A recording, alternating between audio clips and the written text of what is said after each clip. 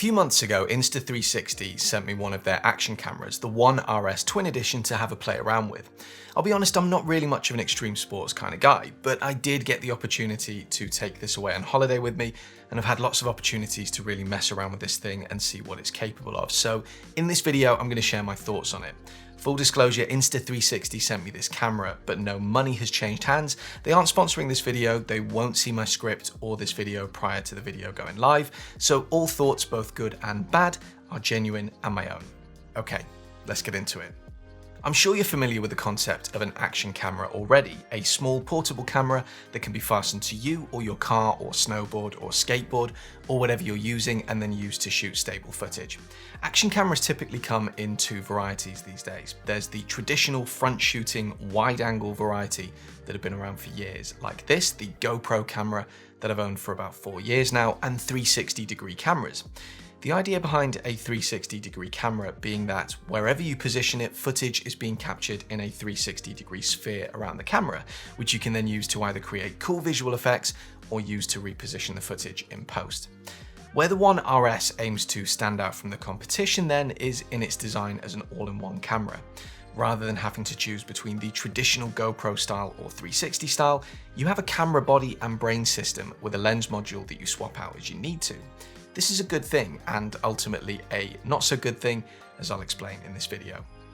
So essentially the camera works a bit like a fancy Lego set where you slot different parts together. You have a battery unit down at the bottom.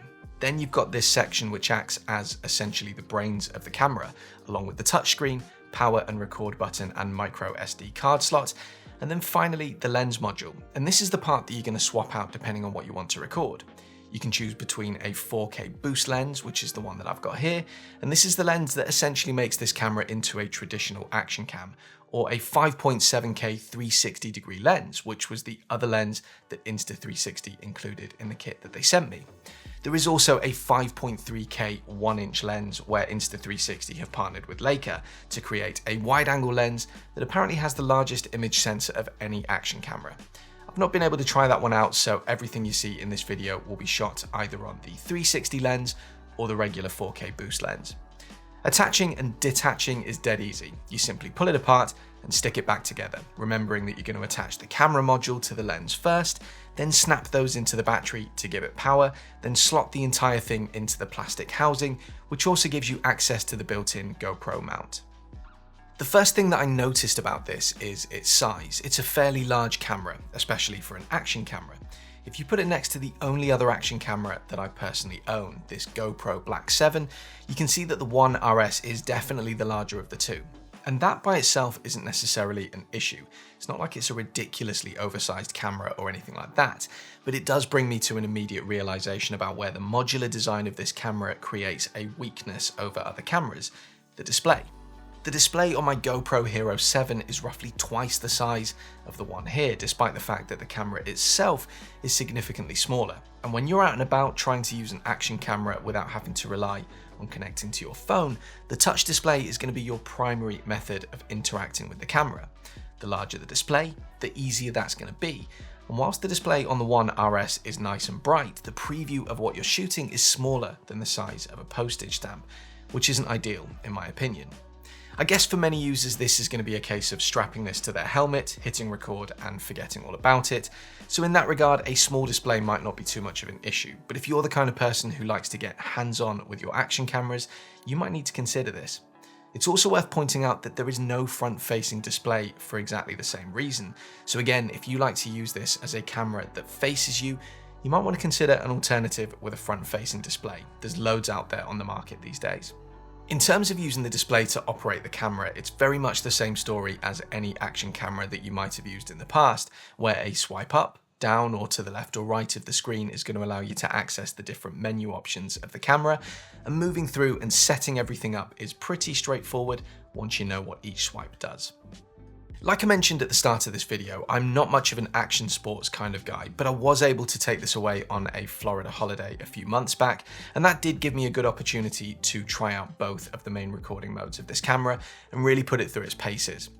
I'll start with the fixed lens first. Getting up and recording is dead easy. You simply attach the camera to whatever attachment you like using the GoPro mount that's included with the plastic case, and then tap the record button when you want to start recording.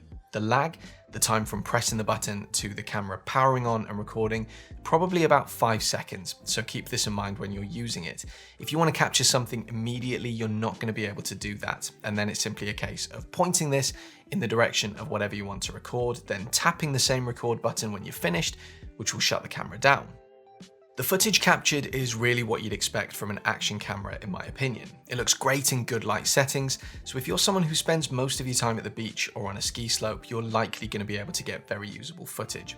In lower light conditions, this camera does struggle with noise, but I think singling this camera out for that is a bit unfair. I'm yet to find an action camera that can handle low light situations especially well. Image stabilization is good.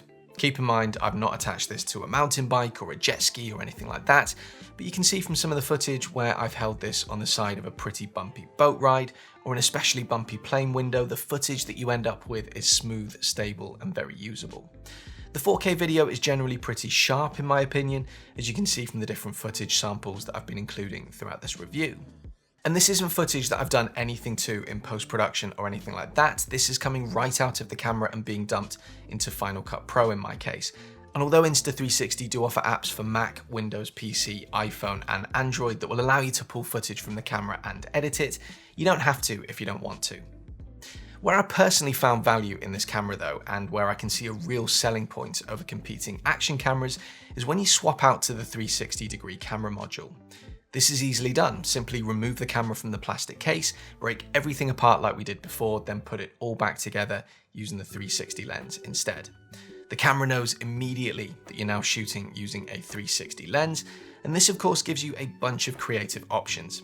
Insta360 did send me an invisible selfie stick, which you can extend out and use to get tall, drone-like footage if you like.